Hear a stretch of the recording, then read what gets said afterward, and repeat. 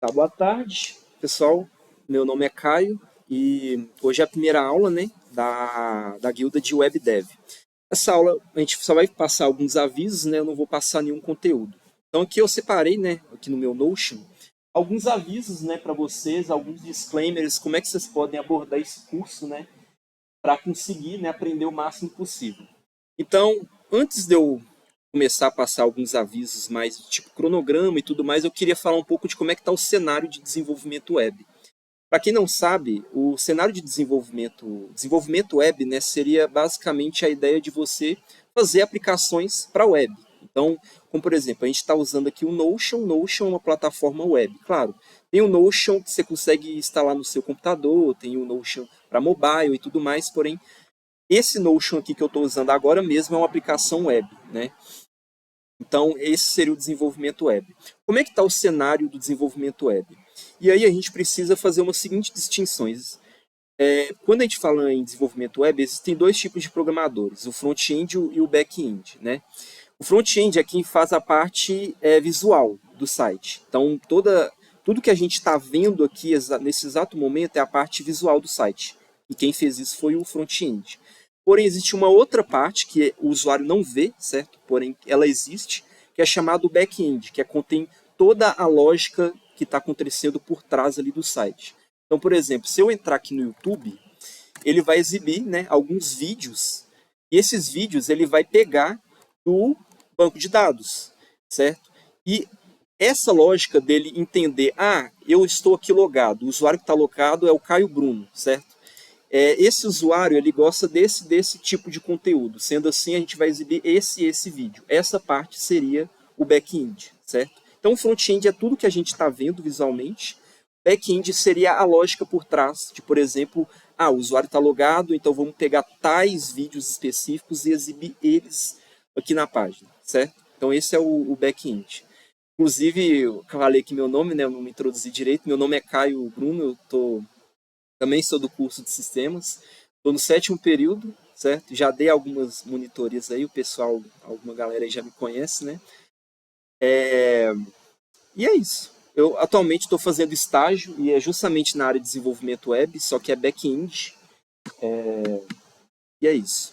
Tá, agora que eu já introduzi, né, o conceito de front-end e back-end, deixa eu mostrar para vocês uma pesquisa do Stack Overflow. Para quem não sabe, Stack Overflow é uma plataforma, uma espécie de fórum, né? Onde as pessoas elas podem tirar dúvidas, passar alguns problemas que elas têm e outras pessoas vão poder chegar lá e falar, olha, seu código está com esse problema e tudo mais, né? Então essa pesquisa ela foi bem interessante, né? Tem vários dados interessantes, porém eu quero puxar esse daqui específico. Esse gráfico ele basicamente mostra o salário de todos os desenvolvedores de acordo com a área específica que eles trabalham. Se a gente for olhar front-end, a gente vai ver que ele está justamente na lanterninha ali, né? Só pede para estudante. Ou seja, front-end é uma das áreas que tem o menor salário do desenvolvimento web. Certo? E isso é de se esperar, tá, gente? Porque a tendência é que cada vez mais as empresas elas contratem full stack, que seria a pessoa que sabe front-end e back-end, e contratem pessoas especializadas em back-end, ao invés de contratar pessoas especializadas em front-end. Tá? Front-end é uma área que, sendo bem sincero com vocês, não tem tanta complexidade e é aquilo. A pessoa saber apenas front-end, por exemplo, não saber nem design, é um pouco complicado a empresa querer contratar essa pessoa, porque vai ter que contratar design, vai ter que contratar front-end e vai ter que contratar back-end. Então não compensa para a empresa, né? É muito melhor a empresa querer contratar um profissional full stack, né, e um design, ou então às vezes você tem uma pessoa que sabe full stack e ainda por cima sabe design. Então a empresa consegue economizar muito custo nessa questão aí, né? Então, se eu fosse fazer uma recomendação para vocês, né, a minha opinião pessoal, na minha opinião existem três caminhos possíveis. Então, dada essa situação que eu acabei de mostrar para vocês, né? A situação é front-end, um dos piores salários dentro do desenvolvimento de programação, certo? Full stack já está bem melhor, certo? E back-end já está maior ainda que o full stack. Depois eu posso explicar por que back-end está maior que full stack. Porque full stack, teoricamente, ele sabe os dois, né? Então, já que eu explico. Mas Na minha opinião, dadas essas situações, tem 3 caminhos possíveis. O primeiro caminho é você saber front-end e design, e você tem que saber os dois bem, certo? Você tem que ser um bom profissional nessas duas áreas. E mesmo assim, eu teria muito medo e cuidado, porque o que a IA está conseguindo fazer hoje de front-end é impressionante, e eu teria muito medo se eu fosse seguir esse caminho, certo? Eu não faria só front-end, eu faria design também, saberia essas duas coisas. Um segundo caminho seria full stack, certo? Saber front-end e back-end. Como eu disse, no curso aqui, né, eu vou estar falando de front-end e no próximo período eu pretendo fazer back-end, então seguir esses dois cursos, né? E uma terceira alternativa seria você saber um pouco de front-end ali, só o básico mesmo, certo? Nada muito especializado, certo? E se especializar em back-end. A razão pela qual o back-end está maior do que o full stack aqui nesse gráfico é porque esse pessoal aqui do full stack provavelmente não se especializou muito em back-end. Ele meio que espalhou o conhecimento dele em front-end e back-end, e acaba que esse conhecimento do back-end não é muito especializado, que muitas empresas precisam desse profissional que tem um conhecimento profundo de back-end. E por isso que o back-end está alto aqui, porque esse back-end que está mostrando provavelmente é esse profissional que tem esse conhecimento bom de back-end e que a empresa ela quer contratar, porque muitas empresas precisam desse profissional bom de back-end. Tá? Precisa porque você tem muitos sistemas em que a arquitetura do back-end ela é muito complexa. Eu mesmo trabalho, como eu disse, faço estágio, né? E a empresa que eu trabalho, assim, para você ter uma noção, um repositório de front-end, é uma pasta com o projeto do front-end, os arquivos e tudo mais, e várias pastas do back-end, vários repositórios de back-end. Então, tipo, você tem literalmente na minha empresa equipes que lidam de partes diferentes do sistema, tudo back-end. Então, pode ser bastante complexo back-end, né? Opa, boa tarde, joia? Tranquilo. Qual que é seu nome? Breno, bem-vindo, Breno. Porque eu estou basicamente explicando como é que está o cenário de web dev, tá? A aula está gravada, então qualquer coisa, essa parte se quiser ver depois, vai estar lá no canal. Então, esses são os 3 caminhos que eu recomendo, né? Ou você faz front-end design, e se especializa bem nessas duas áreas, e é um bom profissional, ou você faz full stack, ou você faz um tiquinho de front-end, mas se especializa em back-end. Por que eu recomendo, mesmo você querendo se especializar em back-end, saber um pouco de front-end? Porque um bom back-end, na minha opinião, ele precisa saber o mínimo de front-end. Porque o cara que sabe um tiquinho de front-end, ele sabe como é que o front-end vai chamar o back, porque os dois eles precisam se comunicar, né? E o cara, para ser bom em back-end, ele precisa saber como é que o front vai chamar ele. Então, eu acho que um bom profissional ele tem que saber o mínimo de front-end, um bom profissional de back-end, né? Então, beleza. Dada essa situação, então, vamos ver como é que vai funcionar o curso, né? Então, a gente vai ter aulas semanais sexta-feira, às 14h30, né? E alguns dias 17. Mas eu acho que esses dias vão ser raros, tá? É porque às vezes eu fico agarrado lá no estágio e não dá para fazer 4h30, né? Mas, enfim. Tá. As aulas serão gravadas e postadas no meu canal, né? Não se preocupe, não vai aparecer a cara de vocês. Assim, vocês podem passar aqui, mas acho que não vai aparecer a cara de vocês ainda, tá? Pode aparecer que apareça a voz quando vocês forem tirar alguma dúvida, tá? Mas eu não sei se eles passaram alguma coisa de vocês de autorização. Não sei. Ah, então. Mas vocês não se importam, não, tá? Tá, então beleza, obrigado. Um terceiro ponto, esse aqui é muito importante, tá? Vocês vão precisar estudar em casa, tá? 1 hora de aula por semana nem beira o suficiente para vocês conseguirem sair aqui como os bons desenvolvedores, tá, gente? Programação vocês precisam praticar, não tem jeito. É 1 hora de aula assim por semana. Primeiro que vocês não estão nem praticando, né? A maior parte do que estão fazendo aqui é assistindo aula, né? E segundo que é muito pouco tempo, né? Vocês precisam dedicar mais tempo do que isso. Então eu enfatizo isso aqui, botei até negrito, né? Vocês vão precisar estudar em casa, tá? Recomendo muito, né, que vocês, se for possível, venham para a aula já tendo estudado o conteúdo. Não precisa estudar tudo, né, mas vendo ali por cima, talvez, né, você já vem aqui, pelo menos, né, já tendo uma noção e já já voltam para casa com um conhecimento maior ainda, porque vocês viram conteúdo aqui em casa, e ainda vocês veem uma terceira vez que foi quando vocês for praticar, né? Então, eu já fiz essa tática em algumas matérias da faculdade, já deu muito certo, tá? O que for dar na aula seguinte, você estuda em casa, um pouco. E aí você já vem para a aula já meio que tendo uma noção do que o professor vai falar. Quem fazer? Ah, sei. É. Ah, é. Eu fiz PO, ele passa um DV para casa, vocês fazem o DV de casa e já vem. É, isso é interessante. Tá. Um outro ponto aqui, né, é que o curso ele vai ter uma abordagem mais prática e mais voltada para projetos da vida real. Eu queria que fosse assim, porque eu acho que os cursos que são muito teóricos, eles não ajudam muito assim, sabe? Tipo, programação é muito prática, não adianta, gente, tem que praticar. E é por isso que eu quero que ele seja um projeto mais prático. E aqui eu também coloquei, né, projetos da vida real. O que eu quero dizer com isso é o seguinte: no final de cada módulo, tá até aqui o próximo pronto, né? Eu vou pedir para vocês que vocês façam algum tipo de projeto. Então, faz aí para mim uma to-do list. Esse to-do list é meio complicado, então vai ser mais pro final, né? Mas vamos pegar o exemplo da to-do list. Vocês vão lá, vocês vão fazer em casa, né? Fazer a to-do list, vai colocar no GitHub de vocês.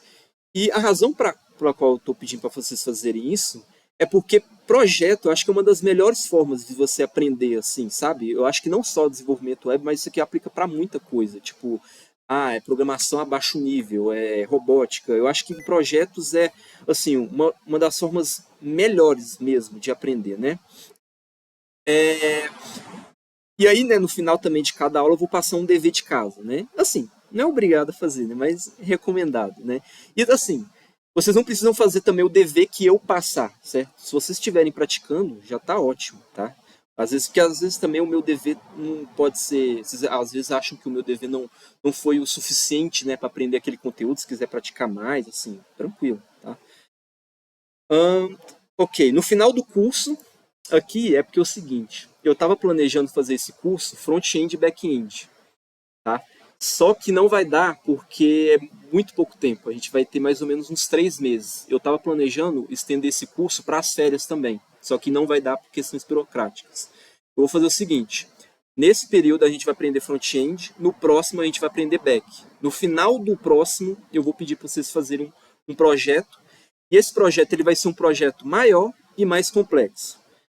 Por que eu acho que um projeto grande é melhor do que vários projetos pequenos? Porque tem gente que já é da outra abordagem, né? Não, ao invés de passar um projeto que é muito grande, muito complexo, eu vou passar vários projetos pequenos, vocês vão aprendendo nesses projetos pequenos. Por duas razões. Primeiro, porque aplicações grandes são melhores para o aprendizado, porque elas envolvem muitos conceitos. E aplicações pequenas, você fazer muitas aplicações pequenas, vocês ficam meio que repetindo as coisas. E assim, como você repete essas coisinhas, você aprende elas. Porém, se você estivesse fazendo um projeto grande, né, você estaria abrangendo muitas coisas, muitos conceitos, e aí você estaria aprendendo mais, certo? E uma segunda razão, e essa aqui é a principal, tá? E eu escrevi ali, né? Já se foi o tempo em que projetos como To-Do List e calculadora impressionavam recrutadores de empresa. Hoje em dia, gente, foi mal, mas tá mais competitivo, vocês vão precisar fazer algo mais complexo, algo mais interessante aí, certo? Então, vocês vão ter que fazer. Então, eu acho que se vocês querem, né, entrar no mercado de trabalho rápido, a melhor forma de vocês fazerem isso é fazendo um projeto que seja mais complexo, mais legal, né? O mercado está mais saturado hoje em dia, né? Principalmente o desenvolvimento web, né? Isso tem que ser bom, felizmente. Já se foi a época boa, né? Tá. Esse aqui é um ponto importante também. Pode ser que durante a execução dos projetos ou dos deveres de casa, vocês vão precisar de algum conhecimento que eu não passei aqui em aula. Isso daqui é intencional, tá? Até botei aqui essa questão. Por quê? Porque eu quero incentivar vocês a serem bons programadores. E ser bom programador envolve também você saber se virar. O que eu quero dizer com isso? Você saber, caso você não souber a respeito de algum conteúdo, a respeito de alguma ferramenta, você saber buscar essa informação e conseguir aprender ela na documentação, ou seja Google, ou seja Stack Overflow.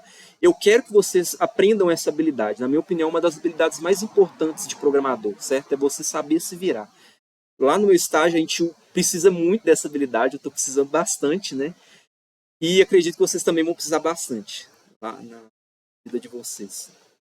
Tá, o pessoal aqui, né, dos primeiros períodos, que é calor, o Gustavo estava falando, né, que você... Tá, eu vou ser realista com vocês. Vai ser muito difícil vocês saírem daqui como tendo aprendido e consolidado tudo em 3 meses de front-end ou no próximo período de back-end, né?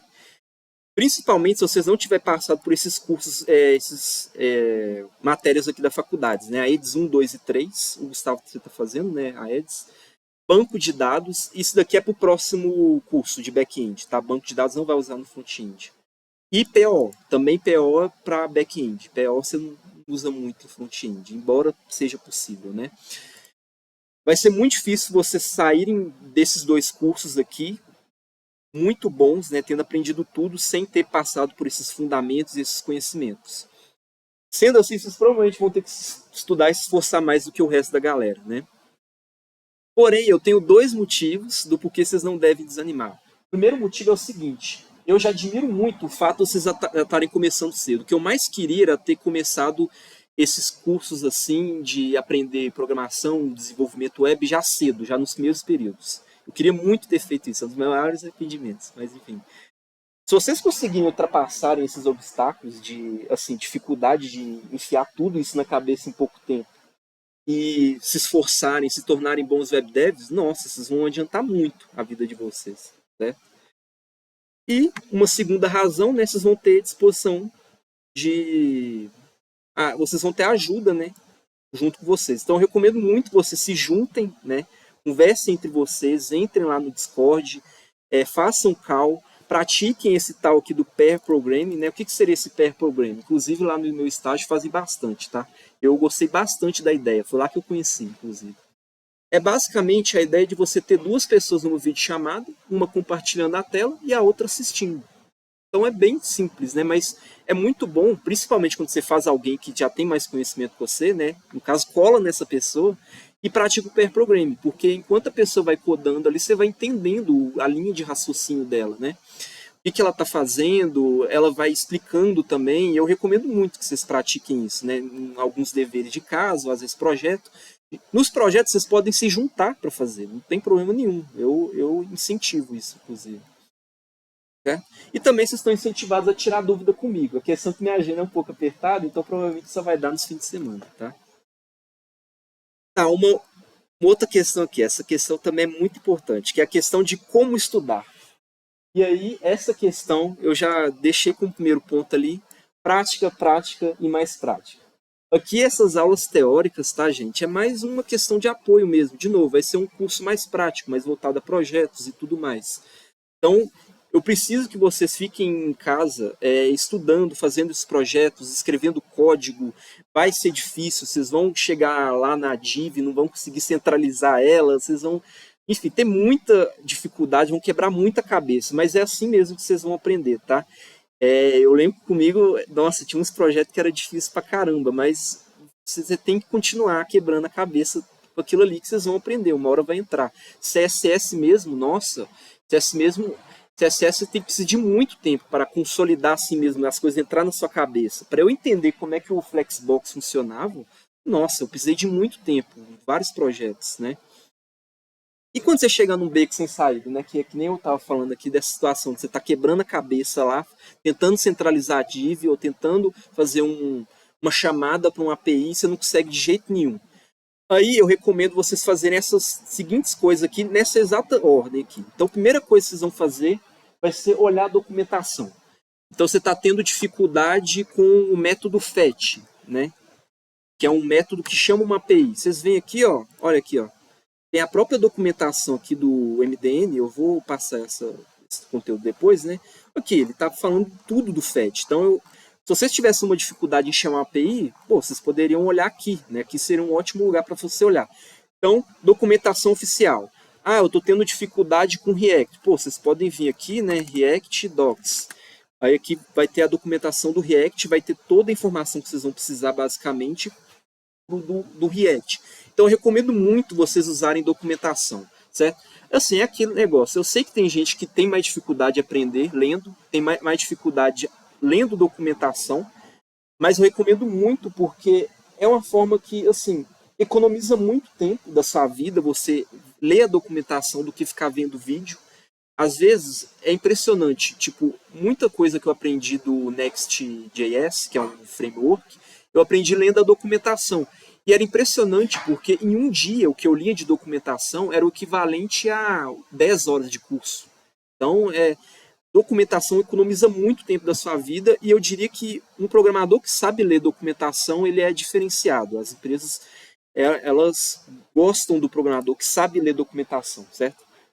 Inclusive, eu tenho que falar aqui que é documentação, né? Às vezes o pessoal não sabe. Documentação nada mais é do que uma espécie de manual de instrução que uma ferramenta ou uma linguagem de programação disponibiliza, certo? Para você ler, né, entender, né, como é que funciona aquela ferramenta e tudo mais. Aqui do React, por exemplo, né, que é um framework de back-end, você vai ter aqui, né, os tópicos e você vai poder ler aqui, entender, né, como é que a ferramenta funciona. Na minha opinião, é uma das melhores formas de você aprender linguagem de programação, tecnologias, hoje é documentação, certo? E elas são oficiais.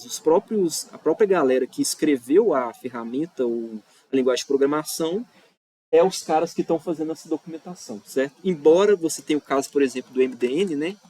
A gente estava vendo lá o MDN. O MDN não foi, né, os criadores oficiais do JavaScript, embora alguns artigos talvez tenham sido, tá? Não sei exatamente, mas enfim. Muitas vezes é algo oficial, muitas vezes não é, mas de qualquer forma é muito proveitoso, certo? Stack Overflow, assim, pessoalmente eu não uso muito, mas eu sei que tem gente que usa, né? E eu recomendo, né? Caso vocês não conseguirem achar na documentação, né, a questão do que está acontecendo de errado, olhar no Stack Overflow, né, ver se alguém já teve o mesmo problema e tentar ver, né, quais que são as soluções ali nas respostas. Para quem não sabe, Stack Overflow, de novo, é um fórum onde você tem pessoas listando os problemas delas, ou, enfim, um código que está dando errado, a pessoa você vai ter pessoas respondendo, né, o seu código está com esse problema e tudo mais, né. Terceira alternativa, YouTube. Então você vê um tutorial curto ensinando o que você deseja fazer, né. Então, eu desejo fazer, eu estou tendo dificuldade aqui em chamar uma API, né. Vê um tutorial ensinando como é que você chama uma API lá no seu front-end, um tutorial curto de preferência, né, porque tem uns tutoriais que são muito longos para falar de coisa muito básica, né, infelizmente. E por último, o último recurso, eu não recomendo vocês ficarem usando isso aqui muito, que é ChatGPT e outras IAs. Por quê? Porque é ruim? Não, porque é muito bom. Esse que é o problema, né? É tão bom que você não aprende, né? Então você vai botar lá seu problema, ele vai resolver, você vai copiar o código, vai colar e não vai aprender. Esse que é o problema, é porque é muito bom. Então, eu recomendo, por esse motivo, vocês usarem como último recurso. Tá? Eu quero que vocês aprendam a, de novo, serem bons programadores, se virarem, olharem documentação, olharem Stack Overflow, para depois, caso vocês tiverem muita dificuldade mesmo, não conseguirem, aí sim usar ChatGPT e tudo mais. Último recurso mesmo. E detalhe, caso vocês forem usar a ajuda de ChatGPT e IA, eu recomendo que vocês coloquem lá na prompt, olha, me explica. Eu não só boto o código de como resolver, eu quero que você me explique o que você está fazendo, certo? Façam perguntas para a IA. É um recurso que é bom. Eu não tenho tanto preconceito assim não com IA não, tá? Pelo contrário. Tá, agora vamos para outra questão, né, que é os conteúdos que eu recomendo vocês utilizarem aí, né, como apoio. Eu não pretendo fazer o curso com muito slide, tá? Vai ser um curso onde vocês vão mais ficar me vendo codando aqui, tá? Mas porque eu não vejo muita necessidade, tá? Porque é um curso mais prático, eu acho que programação vocês aprendem mais vendo a pessoa codando mesmo, como eu tinha falado lá, o pair programming, né? E também porque vocês vão ter muito material para apoiar vocês. Então eu não vejo necessidade de ter um slide que vocês possam consultar, né? Tá, mas quais são os conteúdos que eu recomendo, né?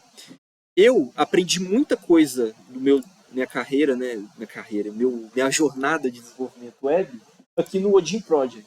O Odin Project, ele é basicamente aqui um site, né, educacional, onde você vai ter praticamente o básico do básico, arroz com feijão, para você aprender ali full stack, né? Tudo que você precisa saber para fazer um projeto ok, com as ferramentas aí. Então aqui, né, a gente tem fundações, aqui ele vai ensinar o basicão mesmo, certo? HTML, CSS, um pouco de JavaScript.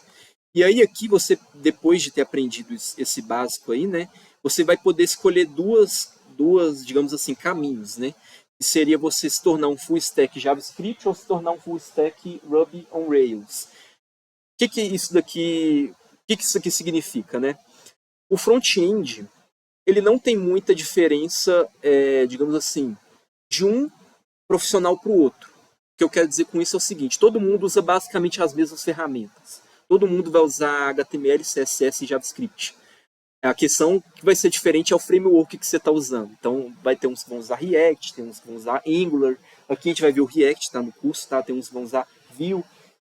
Mas, enfim, independente de qual framework que você use no front-end, é tudo HTML, CSS e JavaScript, certo? Então, front-end não tem muita diferença de ferramenta, tá?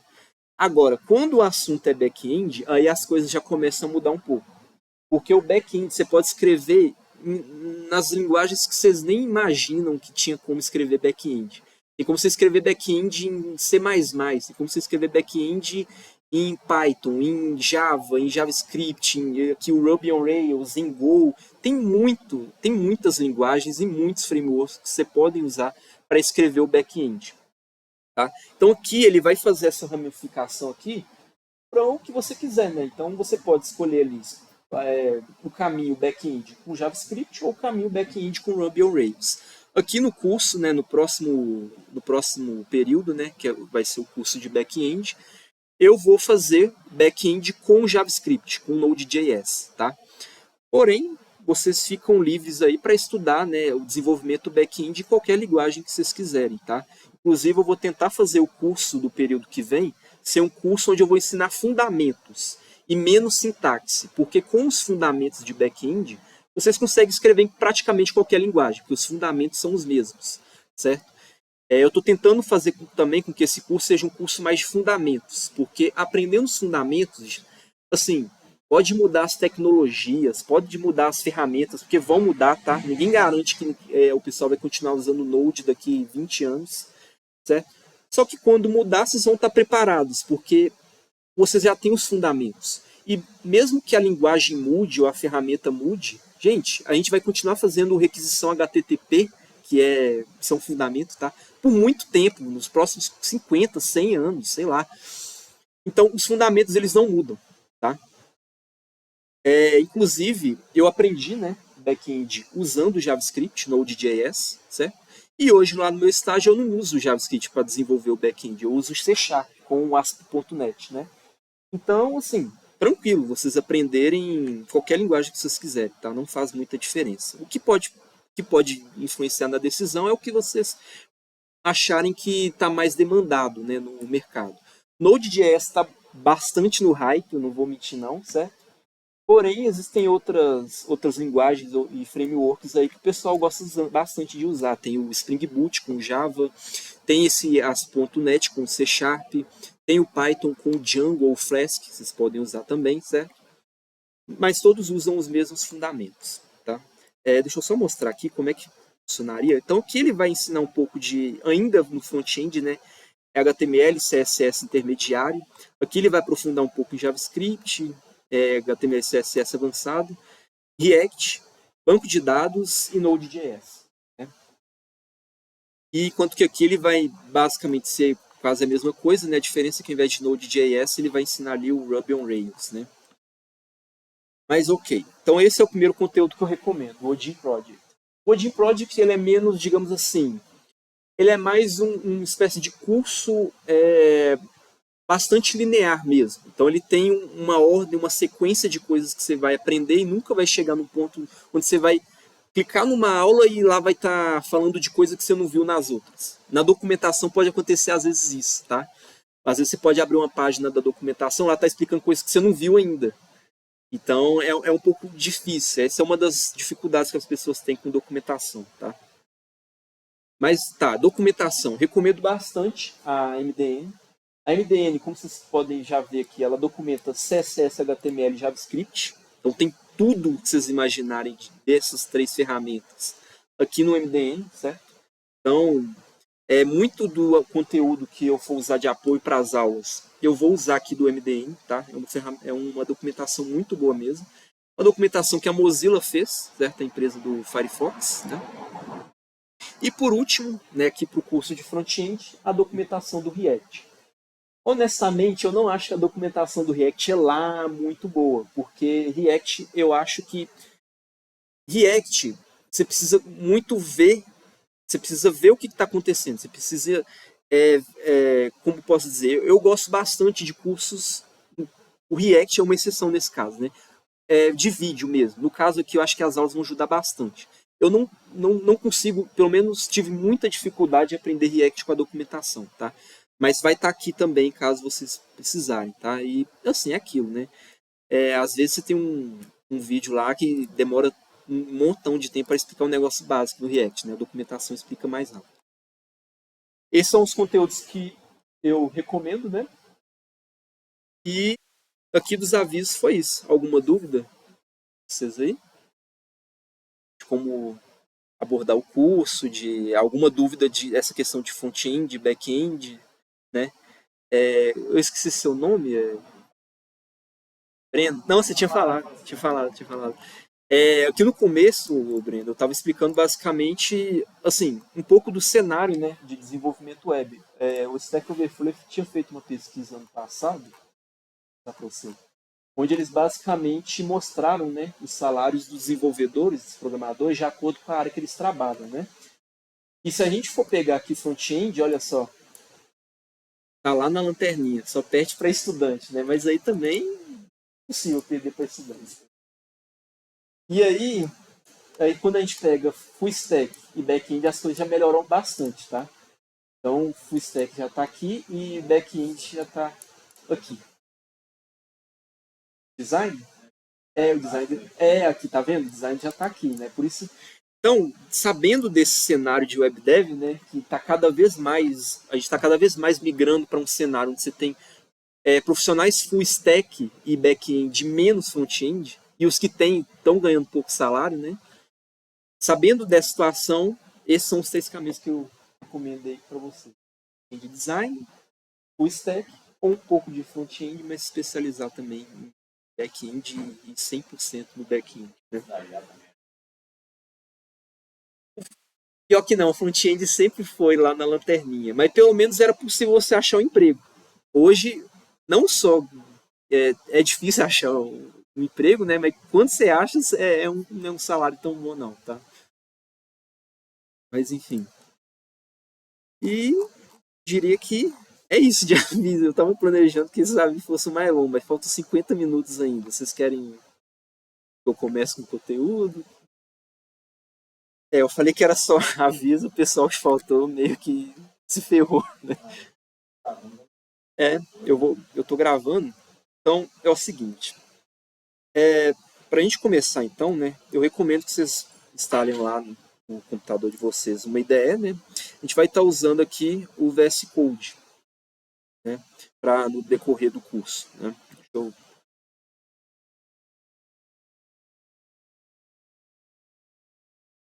O back-end, assim, eu acho que é até possível começar a aprender back-end antes do front, tá?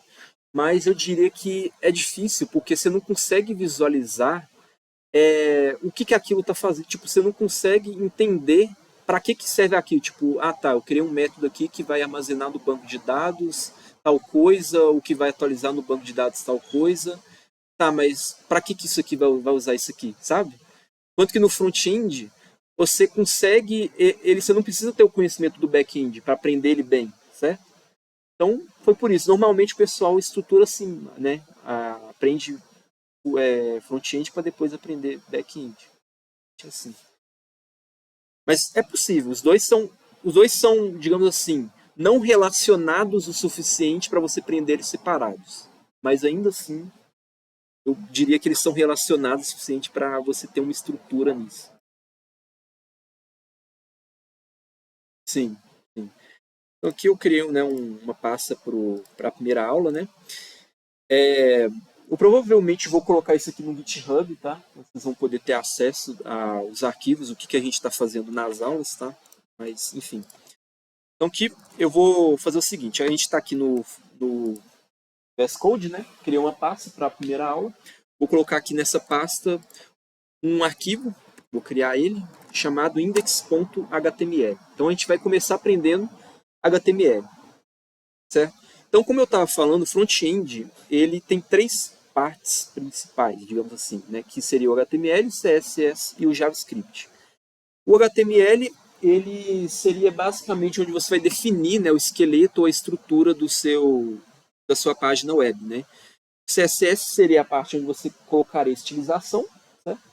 E o JavaScript seria a parte onde você colocaria interatividade, né? Como é que a aplicação web ela vai interagir com o usuário. Ah, quando o usuário clicar nesse botão aqui vai acontecer tal coisa. Quando o usuário passar o mouse em cima disso aqui vai acontecer isso, certo? Então esse seria o JavaScript. Então, primeira coisa que você faz, né, depois que você cria o arquivo HTML, é vocês colocam aqui esse ponto de exclamação e já dá Enter. Isso daqui ele vai fazer o seguinte, ó. Ele basicamente vai colocar a estrutura básica de um documento HTML. Vocês estão conseguindo enxergar, gente? Quer que apague a luz? Como é que tá aí? Fica melhor, né? Hã? Você está enxergando, Gustavo? Você está mais longe? Tá? Não, então beleza. Aqui é o seguinte. Vou explicar para vocês como é que funciona essa estrutura básica, né? Assim, eu recomendo, né, toda vez que vocês forem criar um documento HTML, vocês usarem, né, esse ponto de exclamação e esse enter é uma espécie de atalho para botar essa estrutura básica, tá? Ao invés de ficar escrevendo isso aqui toda hora, porque é muita coisa, né? Olha o tanto de coisa que vocês estão colocando. Então eu vou explicar o que, que cada linha aqui significa, né? Na verdade, não vou explicar toda, não vou explicar essas cinco, porque essas cinco ela já é um pouco mais avançada, depois eu posso explicar ela. Mas aqui, esse doctype, primeiro, HTML, você está basicamente dizendo que a sua página vai ser HTML versão 5. Para quem não sabe, existiam outras versões do HTML, certo? Atualmente a gente está na versão 5. E para você dizer para o navegador, né, que você está na versão, que a sua aplicação vai ser versão 5, você precisa dessa primeira linha, tá? Tá, certo. Para explicar essas outras agora, eu vou ter que explicar como é que funciona o HTML, como é que você escreve o HTML. O HTML ele é organizado por meio de tags. O que seriam essas tags, né? Seriam basicamente esses caras aqui, né, que estão envelopados por esse sinal de maior igual não, maior que e menor que. Então aqui a nossa primeira tag é a tag HTML, ó. Percebe que eu consigo inclusive abrir e fechar ela. Como assim abrir e fechar? Toda tag, aliás, toda tag não, algumas tags, elas têm uma parte que abre e uma parte que fecha. Então aqui no HTML a gente tem esse primeiro cara aqui que está abrindo a tag HTML e aqui no final a gente tem esse cara que está fechando o HTML. A parte que abre, ela não vem com contrabarra depois aqui do menor, né, menor que, e a parte que fecha normalmente ela vem aqui perdão, contrabarra não, é o barra só, né? Então, o que, que a gente está dizendo aqui, basicamente? A gente está dizendo que a gente tem uma tag HTML e que dentro dessa tag HTML a gente tem isso daqui dentro.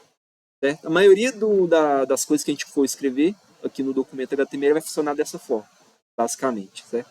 Então, é assim que funcionam as tags. Tá? Então, a primeira tag que a gente vai aprender aqui, então, é o HTML. É basicamente o cara que vai envelopar tudo da sua página. Né? Então, aqui, ele vai envelopar o head. Então, até agora a nossa hierarquia é HTML. Vou até botar isso aqui no bloco de notas, para vocês entenderem bem o que eu quero dizer com isso. Eu só abrir uma nova aba aqui do bloco de notas. Então, vou colocar ela aqui para vocês. Então, aqui tá agora. A gente tem a nossa seguinte hierarquia, né? A gente tem o HTML. Deixa eu dar um zoom aqui para vocês. Dentro do HTML, a gente tem o head, Peraí. O head. E a gente tem também o body, né? Peraí. Peraí.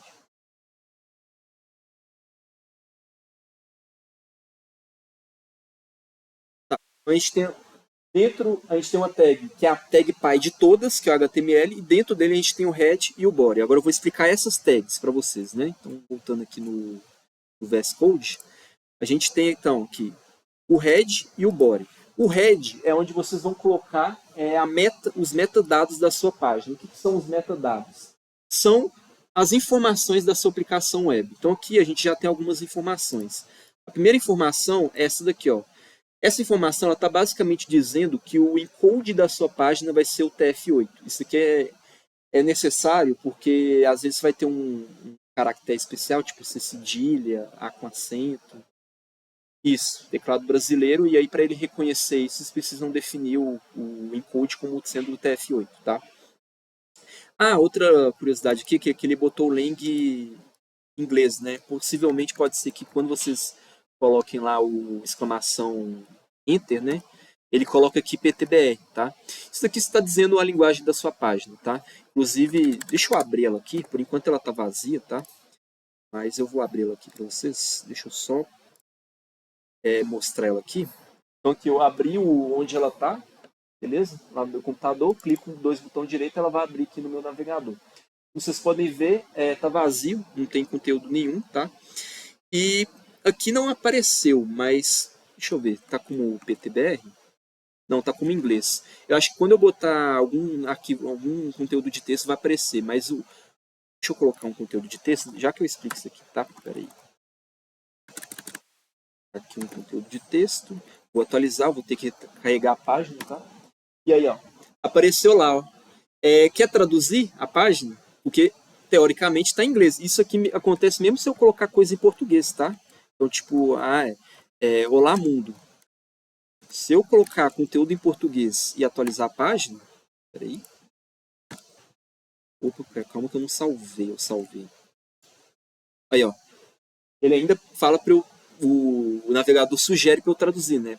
Então, isso aqui seria a linguagem aqui, né? Vou colocar PTBR. E aí vocês vão ver que não vai mais pedir para traduzir a página, né? Aí, ó. Parou de sugerir essa tradução, tá? Ok. Essa outra informação aqui, eu não vou falar para vocês por enquanto, tá? Já é algo mais complexo, tem a ver com responsividade. Isso é mais para frente, tá? E esse título aqui, ele basicamente vai definir o título da sua página. Então aqui eu vou colocar aula 1. Certo? Aula 1. Peraí que eu vou ter que fechar isso daqui para mostrar para vocês. Então aqui está document, que era o que estava antes. Se eu atualizar, agora vai estar aula 1. Então o title, ele basicamente define qual que vai ser o título da sua página, tá? E essas foram as 3 principais aí, tags de metadados que, enfim, está sendo usado aqui, tá? Ok, então a gente viu o HTML, o HTML, a tag HTML, e agora a gente viu, né, o head e as tags que estavam dentro dele. Então dentro do head você vai botar informações sobre a página.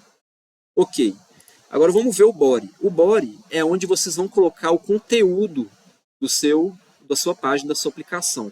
Então quando eu coloquei aqui um texto, percebam que eu coloquei ele dentro do meu body. E é assim mesmo. Para tudo que vocês forem colocar dentro da sua página, vocês vão ter que colocar dentro do body, tá? Certo. Então, a gente viu HTML, head, body. Vamos ver agora algumas tags que a gente pode escrever, né, para fazer a nossa aplicação. Então, a primeira que eu mostrei aqui para vocês foi o H1. O H1 ele é uma tag, então perceba ali, de novo, vocês vão acostumar, né, com essa sintaxe, né, a gente tem um fecha, uma que abre e outra que fecha, né? Então, a gente abre e fecha, né? E entre o que abre e fecha, a gente bota o conteúdo da tag. Então aqui vou colocar então aqui o Olá Mundo de novo. Então o que eu estou dizendo? Eu estou definindo uma tag H1 e dentro dela a gente vai ter o Olá Mundo, certo? Tô sim. Tá, mas o que é o H1? O H1 ele significa heading, que significa título. Então o H1 você vai usar basicamente para títulos na sua página, tá? Existem, além do H1, também H2, H3, H4, se eu não me engano, vai até o H5, tá? O que que significa esses diferentes Hs aí, né? Então, defini aqui vários, né? Vou reiniciar a página. Então, aqui, como vocês podem ver, é hierarquia de títulos. Então, você poderia fazer da seguinte forma. Vamos supor que você está fazendo lá um blog de geografia. E aí você poderia fazer da seguinte forma. Continente europeu. Continente europeu. E aí, dentro de continente europeu, você fala de Alemanha. E aí, dentro de Alemanha, você fala de, sei lá, cerveja alemã. Então, serve justamente para isso, para você fazer uma hierarquia de assuntos, né? Então, você vai ter um documento, um assunto mais amplo. Dentro desse assunto mais amplo, você vai botar um assunto mais específico. E assim você vai aprofundando, né? Então, é assim que funciona esses Hs, né? E perceba que, por padrão, aquele H que for maior na hierarquia, né, ele vai estar maior, enquanto que os outros eles vão estar menores, tá? Inclusive, deixa eu atualizar aqui para ser o que eu estava mostrando. Aí, ó. Beleza? Então, essa foi a primeira tag que a gente viu. Vamos ver outras? Então, aqui dentro de continente europeu, eu vou colocar uma segunda tag. Dentro de continente europeu, não, perdão. Depois de continente europeu, eu vou colocar uma tag que é a tag P. E aí, a tag P eu vou falar o seguinte: continente europeu fica no centro da projeção de Mercator.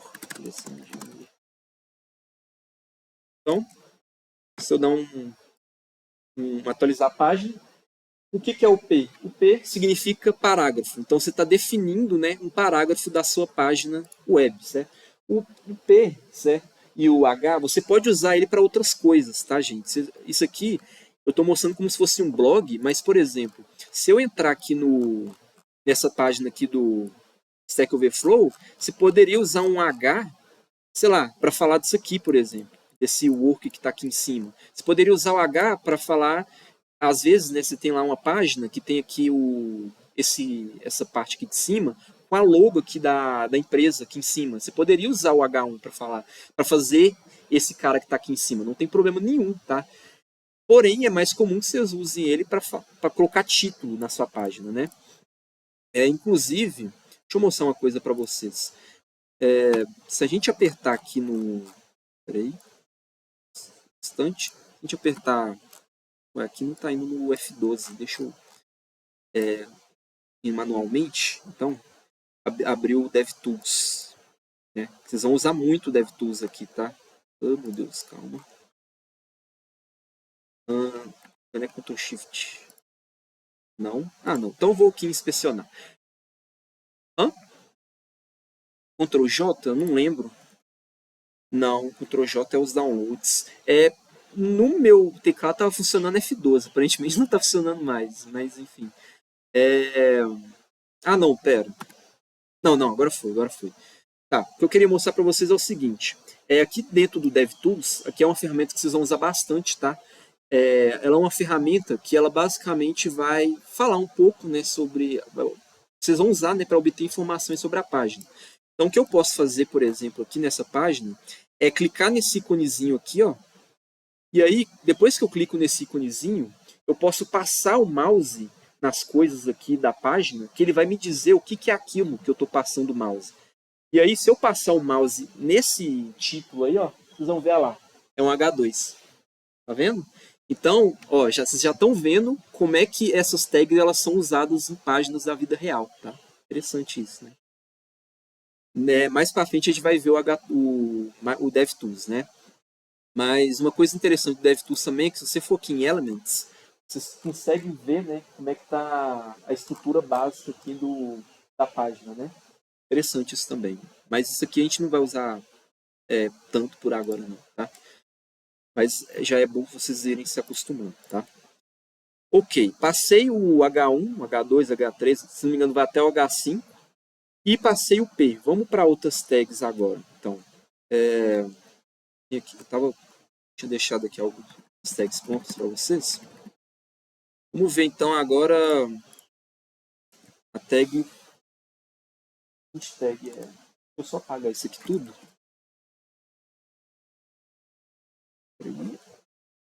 gente vai ver. Quando tiver dúvida, vocês podem falar, tá, gente? Não tem problema interromper não, nem nada do tipo. Vamos ver qual que seria interessante a gente ver agora. Então, vamos ver a order list e a unordered list. Então, agora a gente vai partir para listas, né? O que seriam essas listas? Eu vou escrever aqui o seguinte. Lembra que lá no meu Notion, eu estava botando aqui para vocês a ordem, né, de como é que eu recomendo que vocês façam, né, caso vocês chegarem no beco sem saída. A order list é basicamente essa lista aqui que a gente está vendo, tá? Então é uma lista onde você tem uma ordem, né, de itens. Então, como eu falei com vocês, a ordem que eu quero que vocês sigam quando vocês chegarem no beco sem saída é documentação, depois Stack Overflow, depois YouTube, depois ChatGPT. Vamos fazer isso aqui na página? Então aqui, para vocês definirem, né, uma lista desse tipo, né, vocês primeiro usam o OL, certo? Então vocês estão definindo ali esse OL, e dentro dele vocês colocam entre a parte que fecha, a parte que abre, a parte que fecha, vocês colocam essas tags aqui, que seriam as tags LI. A tag OL seria a lista como um todo, então seria tudo, todos os itens. Enquanto que o LI seria cada item específico da sua lista. Então aqui primeiro eu vou colocar documentação. Peraí que meu teclado está com internacional. Aí. Documentação.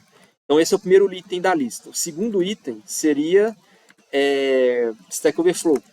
Então, Stack Overflow. Segundo item da lista. O terceiro item da lista seria YouTube. Então, vou colocar aqui, YouTube. E por último, o ChatGPT. Né? Então vamos ver como é que isso aqui vai ser exibido lá na nossa página, né? Quando a gente for exibir isso. O último item era o que mesmo? Era o ChatGPT. Beleza. Então salvei. E vou atualizar lá na página. Deixa eu só entrar nela aqui. Aí, ó. Então a gente definiu, né, uma lista de itens ordenados. Né? Eu vou abrir aqui o DevTools de novo, só para mostrar para vocês o seguinte, ó. Eu vou passar o mouse aqui, ó, e percebam que, olha só, a lista como um todo é o OL, tá mostrando ali, ó, o OL. Porém, se eu passar o mouse em cada item, olha lá, é o LI. Beleza? Interessante isso, né? Então, de novo, para vocês fazerem isso, né, vocês têm que clicar nesse carinha aqui, que aí vocês já conseguem, né, passar o mouse e ele vai te dizer o que aquela tag ela significa, né? Interessante isso. Percebam aqui também que em Elements do DevTools, a gente tem aqui, ó, o body, a gente tem o HTML e o head, estão vendo que eu estava falando para vocês? O head, lembra que eu falei para vocês que ele contém apenas informações da página. Então, quando eu passo o mouse, por exemplo, no HTML, ó, o HTML é isso aqui, ó, de azul. Para vocês. Ó, o HTML é isso aqui de azul. Certo? O que é o body? Ó, o body é isso aqui. O que é o OL? Ó, o OL é isso aqui.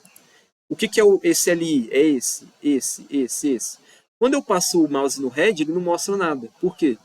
Porque o head, ele é apenas a parte que vai dizer informações da nossa página. Ele não é o conteúdo da página. O conteúdo ele está no body. Tá? Então, interessante isso, né? Ok, então esse foi a lista ordenada, tá? Or significa ordered list, tá? Vamos ver agora o segundo tipo de lista, que seria a lista UL, tá? Essa lista é uma lista que o ChatGPT usa muito quando vocês vão perguntar coisa para ele, que seriam aqueles bullet points, né? Então, vamos fazer aqui quais seriam a lista de compras. Então, vou colocar aqui ovo. Aqui também vou colocar vários, né? Então, ovo. Vou colocar aqui banana, leite, pão e, sei lá, maçã. Certo? Salvando isso aqui, eu vou dar um reload na página. A gente tem, né, uma lista que não é uma lista ordenada. O que isso quer dizer? Quer dizer que você não tem... não é porque um item veio primeiro que ele necessariamente tem uma hierarquia, né, antes dos outros. Não, é uma lista de itens, certo? Então, quando você vai fazer uma lista de coisas, qualquer coisa, tá? Lista de qualquer coisa, e o item não tem uma hierarquia, não tem uma ordem, vocês vão usar a tag UL, tá? E lembrando, gente, que, de novo, quando a gente fala em desenvolvimento web, é muito comum vocês verem as galera usando tags para usos que você nunca imaginou que seriam possíveis. Então, se eu abrir aqui o YouTube, por exemplo, não é o caso, tá? Mas pode acontecer. Aqui não é o caso do YouTube, tá? Mas pode acontecer. Pode ser que esse YouTube aqui, ó, isso aqui que eu estou passando o mouse, fosse um H1, certo? Por que não? É como se fosse um título, mas é um pouco contraintuitivo você pensar que isso aqui é um H1, mas pode acontecer. Da mesma forma, o UL é muito comum a galera usar para barra de navegação. Deixa eu pensar aqui, um site que eu uso bastante é o Infomoney. E poderia acontecer, por exemplo, de essa lista aqui essa lista de coisas aqui, né? Pode ser que isso aqui fosse um L, não teria problema nenhum, é uma lista de itens, não é? Só que não tá naquele formato que a gente está acostumado, né? De bullet point, de uma coisa vindo em cima da outra, tá? De novo, HTML, CSS, Frontend, vocês vão aprender muito essa ideia, né? De, tipo, ser criativo, usar tags que você não imaginava, né, que era usado para algumas coisas, né? Ok, vamos para as próximas tags. Qual que é uma que está faltando falar? Ah, o A. O A significa âncora, tá? Anchor, que seria do inglês. E aqui a gente já vê um conceito que eu vou introduzir para vocês, que seria os parâmetros. Então existem tags que você passa parâmetros para elas. Então, eu vou fazer o seguinte, antes de passar alguma coisa para esse parâmetro aqui, href, eu vou escrever alguma coisa. Então, por exemplo, eu vou escrever clique aqui, certo? E aí, quando a gente for abrir lá a nossa página, aliás, eu já vou aproveitar e vou ensinar outra coisa para vocês. Eu não sei se vocês estão percebendo, mas toda vez que eu atualizo aqui no documento HTML, eu estou tendo que atualizar a página, tá? Por exemplo, aí, ó, tive que atualizar a página. Existe uma extensão aqui no VS Code que permite que a gente atualize a página sem precisar dar o reload. Então, assim que eu salvo aqui, ele já salva lá. O nome dessa extensão é Live Server. Eu vou instalar ela para vocês, vou mostrar como é que ela funciona. Inclusive ela já está instalada no meu, tá? Mas no seu não vai estar instalado e vocês vão ter que instalar. Então aqui eu vou só dar um enable, certo? E aí depois que vocês derem um enable, vocês vão ter que fazer o seguinte. Aqui eu vou fechar esse cara, tá? Vão ter que vir aqui no seu documento HTML, clicar com o botão direito e abrir com o Live Server. Quando fazer isso, ele vai abrir aqui no seu navegador o HTML, né? E toda vez que vocês forem fazer uma modificação, então, vou colocar aqui um Olá Mundo. Eu não dei reload, olha lá. Já atualizou. Tá? Então, bem útil essa extensão. Tá? Mas, enfim, prosseguindo aqui, vamos falar então dessa tag A, né, âncora. Essa tag é uma tag de link, certo? Basicamente. Então, toda vez que você tem um link, uma página, provavelmente é uma tag A. Tá? Então, aqui no React, por exemplo, você tem esse cara aqui. Isso aqui pode parecer que é um botão, né? Mas, de novo, front-end é muito imprevisível, né? Às vezes você acha que é um botão, se for olhar aqui, né? Deixa eu abrir o DevTools. E passar o mouse ali, né? Vou clicar nessa ferramenta aqui. Olha lá, é uma âncora. É um link, né? Então, se eu clicar aqui, olha lá, ele vai abrir outra página. Então, é um link, não é um botão, né? Então, como é que esse link funciona, né? A gente colocou aqui o conteúdo desse link. Clique aqui. Ou seja, é o que o link está mostrando. Só como é que eu boto um link? Simples, por meio do parâmetro, né? Então existem algumas tags em que você não só vai precisar botar o conteúdo dela, mas também vai precisar passar algumas coisas adicionais, algumas informações, né? Então no caso aqui do link a gente tem esse parâmetro href, e o que vocês vão botar aqui vai ser a URL para onde aquele link vai encaminhar. Então eu vou fazer o seguinte. Vocês querem colocar um link que vai encaminhar para o YouTube? Vocês podem fazer isso, ó. Então aqui href, botei a URL do YouTube aqui, né? Quando a gente colocar lá, clicar aqui nesse link, né? Olha só, abriu o YouTube. Interessante isso, né? Mas sabe o que é mais interessante? É que eu posso fazer o seguinte. Eu criei aqui um documento, né, index.html. Eu vou fazer o seguinte, eu vou criar outro, vou chamar secondary.html. Ele vai ter a mesma estrutura, né, do outro. A diferença é que aqui no body eu vou colocar um H1 dizendo outra página. Opa, peraí, outra página. Certo. E aí, vamos supor que eu quero criar um link dessa página para outra, que eu acabei de criar. Como é que vocês fazem isso? Ao invés de vocês passarem o meu URL, né, vocês vão simplesmente aqui e colocar ponto, barra, e aí o nome do arquivo. O que isso aqui que eu estou colocando? É o caminho até aquela próxima página que vocês forem entrar, tá? Então, vocês vão provavelmente ver muito isso quando vocês começarem a ver comandos em Linux. Mas o que significa esse ponto? Esse ponto significa a pasta atual. Pasta atual é o quê? É a aula 1. Então, na pasta atual, eu quero que você vá lá no secondary HTML. Eu poderia fazer o seguinte, eu poderia criar uma pasta aqui, onde eu vou dizer pasta.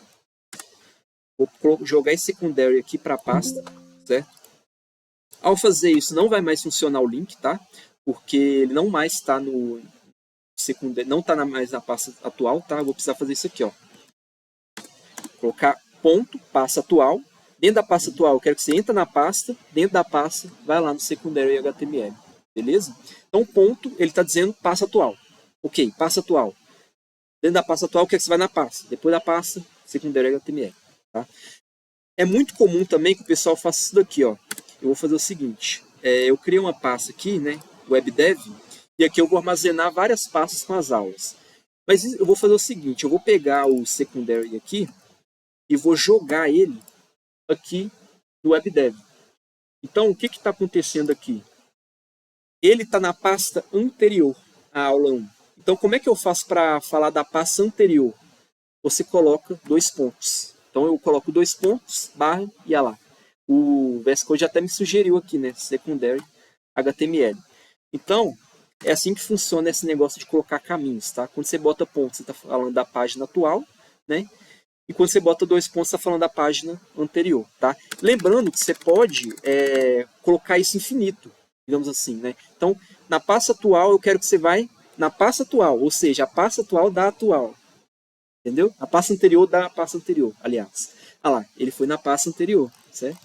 Então, dá para você colocar isso várias vezes, tá?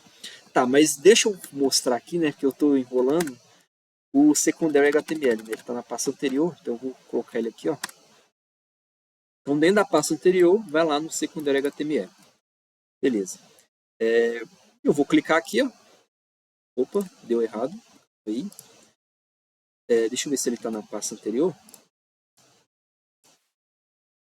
Aparentemente, sim. Deixa eu ver, então. Deixa eu colocar aqui nessa pasta. Às vezes, um bug. Vamos ver o que está acontecendo. Aí, ó. Agora deu certo. Por algum motivo na pasta anterior não deu, mas enfim.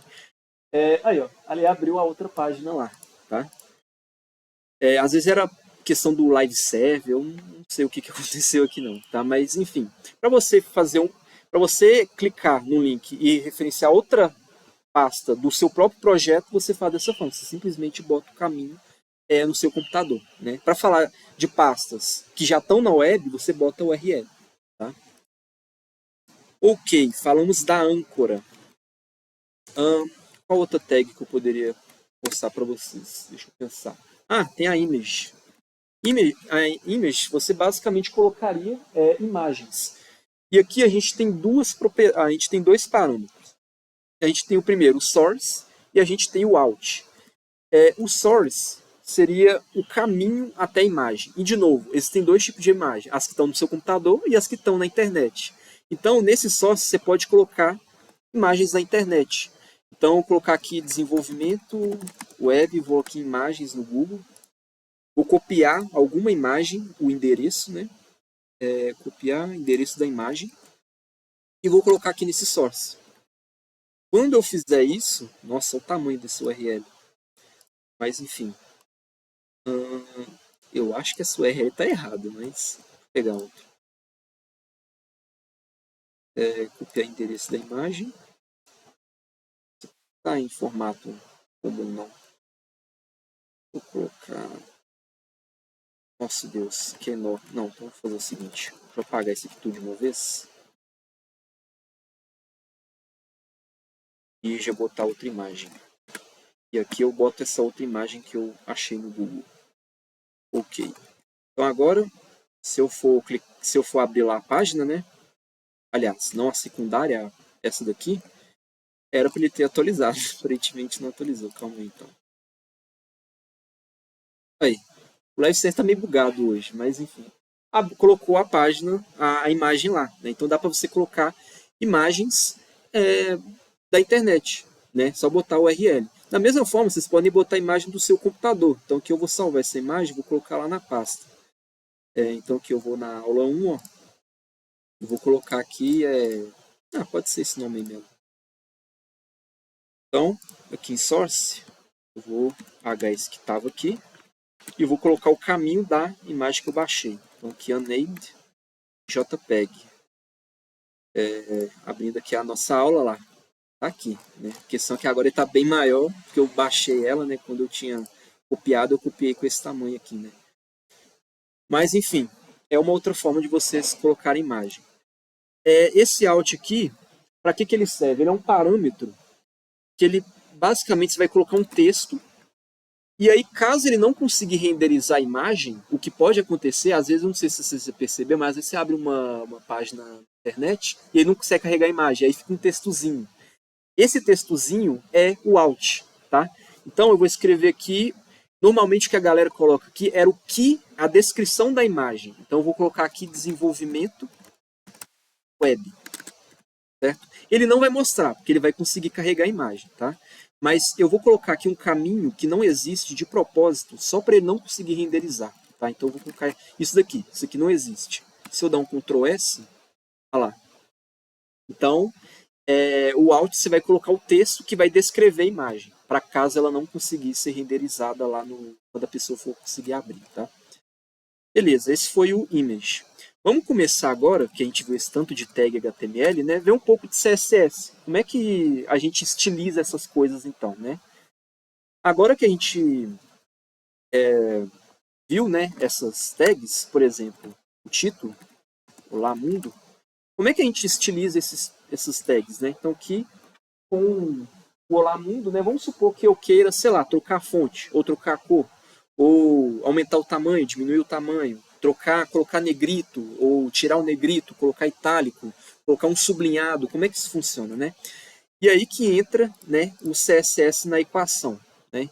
Então, a primeira coisa que vocês vão fazer na hora que vocês quiserem colocar um CSS, né, na página, né, a estilização, vai ser criar, né, um novo arquivo que vai conter o seu CSS. Normalmente o pessoal chama de style.css, tá? E aqui no style, você vai colocar os estilos das suas tags, tá? Só que antes, pessoal, a primeira coisa que vocês precisam fazer, depois que vocês criaram um arquivo, é ligar os dois. Porque aqui o navegador ele não é inteligente o suficiente para entender que o CSS dessa página é o style. Então eu preciso dizer, olha, usa esse CSS aqui. Para isso, vocês vão fazer o seguinte, aqui no head, lembra? O head é onde vai ter informações da sua página. Eu vou colocar um link. E aí o próprio VS Code ajuda demais, né? Aqui a gente tem link CSS, olha só. Quando eu apertar Enter, ele vai me dar isso daí, ó. E aí ele vai conter esse link aí. E esse link eu vou colocar no href o nome, né, o caminho de onde está o meu CSS. Então, o meu CSS, ele é o style.css, certo? Lembrando que aqui ele não botou o ponto barra, né? Ele não botou página atual barra. Espera aí que meu barra não tá pegando, não. Meu barra não tá pegando por alguma razão. Mas por que ele não botou o barra? Porque quando você não coloca nada, né? Ele vai diretamente na página raiz. Então ele vai na mesma página do index.html. Ele subentende que você está falando da página atual, quando você não coloca ponto barra, né? Então na página, na pasta atual, quero que você use como como CSS esse cara aqui, né? O style.css. Calma aí. Style.css. Ok, ligamos. Só que se vocês forem abrir aqui, não vai acontecer nada, né? Porque, bom, a gente não colocou nada no CSS. Então vamos colocar alguma coisa no CSS. E aí eu vou mostrar para vocês como é que a gente faz isso. Então aqui eu vou colocar um H1, certo? E aqui no H1 eu vou colocar... Opa, peraí aqui. Aqui dentro do H1 eu vou colocar uma chave, se eu conseguir, por algum motivo. Calma aí. O teclado tá doidão. Aí.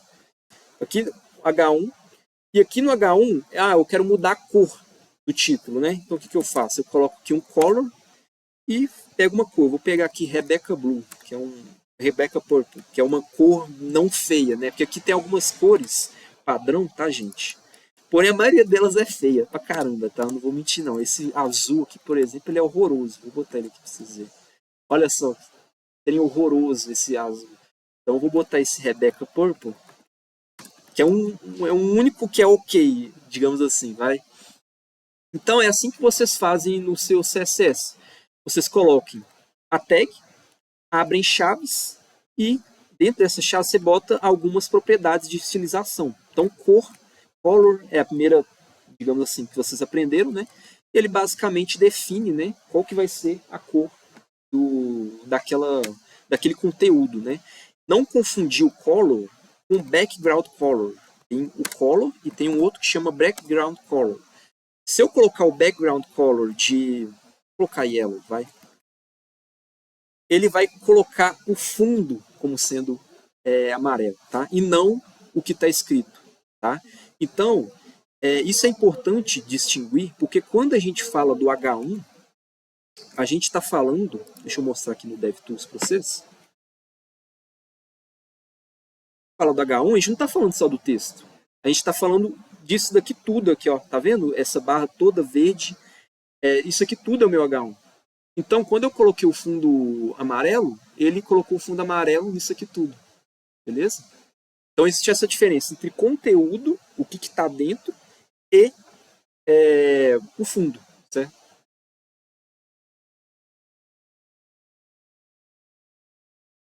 Tem como sim. O que acontece é o seguinte, mais para frente eu vou ensinar para vocês o que significa display. Toda tag ela tem o que a gente chama de display. Por padrão, o H1 ele tem um display block. O que significa? Significa que ele vai ter algumas configurações, digamos assim, por padrão, e uma delas é que ele vai tentar ocupar o máximo de largura possível. Então, uma forma de você fazer com que ele não ocupe isso seria trocar o display dele. E como a gente faria isso seria aqui no CSS. Então, aqui no H1 eu quero que ele tenha um outro display. Então, vou colocar aqui um display de inline. O que o display inline vai fazer? Vai fazer com que ele, ao invés de ocupar tudo, ele vai ocupar apenas o conteúdo dele. Olha lá. Tá vendo? Então, a forma como você faz seria assim. Tá? Para fazer com que ele ocupe apenas ali. E aí perceba que agora, olha só, como ele não é mais display block e não está ocupando tudo, o fundo amarelo está só ali no conteúdo. Beleza? Vamos ver agora outras estilizações. Né? Vamos trocar essa fonte. Para a gente trocar a fonte, a gente usa aqui o font style. Certo? Não, font style não, perdão, font family. Eu confundo. Vamos botar aqui um Arial. O font style, eu vou mostrar para vocês. O font style é tipo você definir, itálico, normal, enfim. Aqui o font style vocês basicamente vão usar para dizer normal. Esse oblique eu nem sei o que ele faz, tá? Isso é um negócio interessante. É muito difícil você zerar o HTML, saber de tudo que tem, e CSS, tá? Até porque não precisa, tá? Não precisa saber de tudo, todas as propriedades, tá? Esse é um negócio que vocês vão perceber. Aqui, vamos botar ele itálico. Certo. Já vou mostrando outro para vocês aqui. Vou colocar aqui font weight. O que isso aqui significa? Negrito, não negrito, é a finura da letra, né?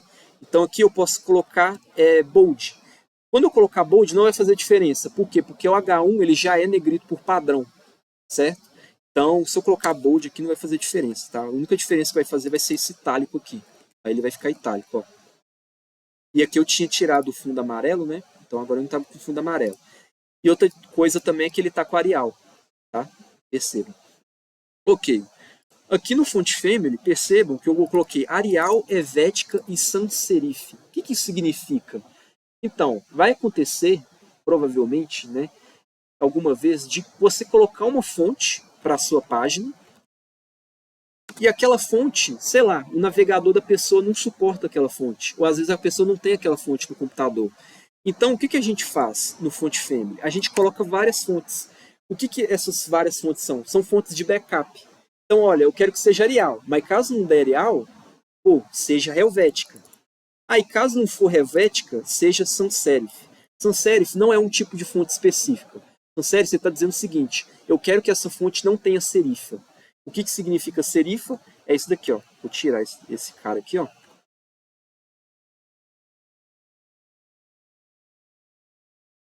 Percebam que a letra, deixa eu dar um zoom aqui, ó. Ah lá, tá vendo? Ele tem essas perninhas aqui, ó, em cada uma dessas letras, né? Então aqui no L ele tem essa perninha, aqui no M. Isso daí chama serifa, certo? É uma fonte que tem serifa. Se eu tirar, né, colocar uma fonte que não tem serifa, colocar aqui fonte family sans serifa, ele vai perder essas perninhas, tá? Então é isso que aquilo ali quer dizer, tá? Então Arial, Helvética, sans serif. Seja Arial. Caso não conseguir, seja Helvética. Helvética é uma fonte específica nesse caso. Caso não for, seja qualquer fonte que você achar aí que não tenha serif. Então é isso que a gente está dizendo. Tá? Ok, vamos. Outra estilização aqui. Text Decoration. Esse cara aqui é interessante. Ele tem vários, mas o que vocês mais vão usar provavelmente vai ser o underline. O que esse cara vai fazer? Ele vai colocar grifado, certo? Mas tem outros aqui. Percebam, gente, que vocês não precisam decorar a sintaxe 100%. O VS Code ajuda muito nesse sentido. Então, o que acontece? Se vocês apertarem Ctrl espaço, ele vai sugerir para você, né, das possibilidades possíveis, o que você pode colocar. Então, eu coloquei o underline. Vamos colocar aqui esse dot aqui, né? No caso, esse dot não fez nada. Deixa eu colocar outro. Deve ser para um caso específico. Deixa eu colocar esse double para ver se ele faz alguma coisa. Aparentemente também não faz nada. O que vocês vão usar mais aqui vai ser o underline mesmo. Esses outros eu não conheço, sendo bem sincero. Ok, mas deixa eu botar o underline então. Vamos ver outro. Vamos ver text align. Esse text align vai ser basicamente de todo o espaço que aquele cara ocupa, onde é que ele vai ficar? Ele vai ficar no começo? Ele vai ficar no fim? Ele vai ficar no centro?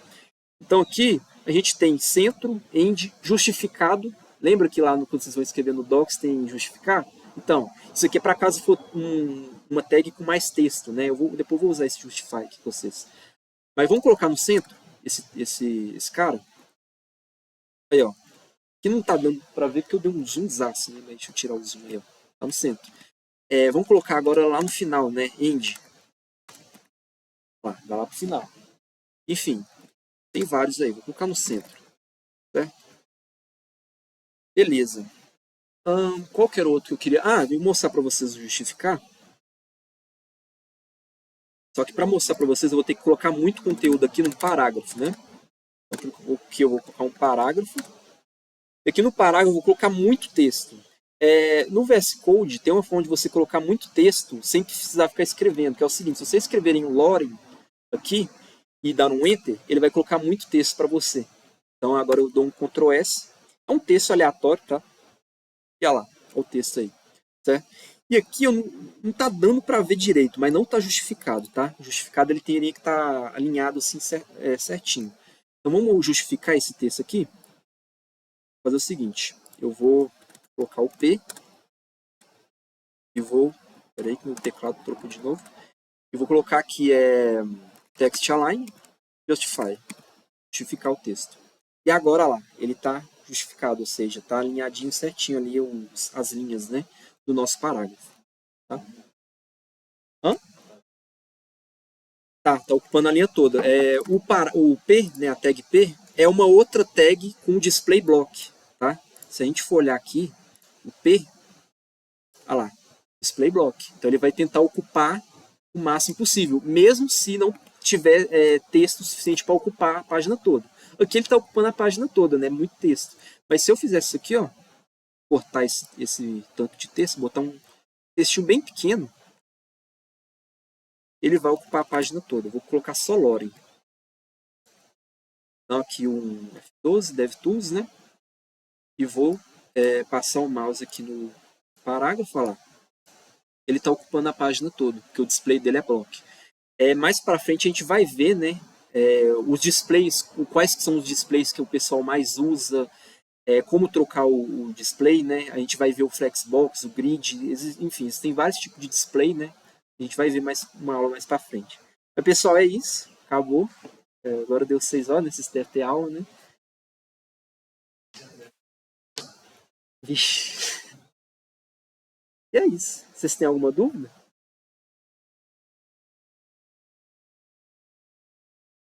Não? Beleza. Na próxima aula a gente vai aprofundar mais no HTML e no CSS, tá?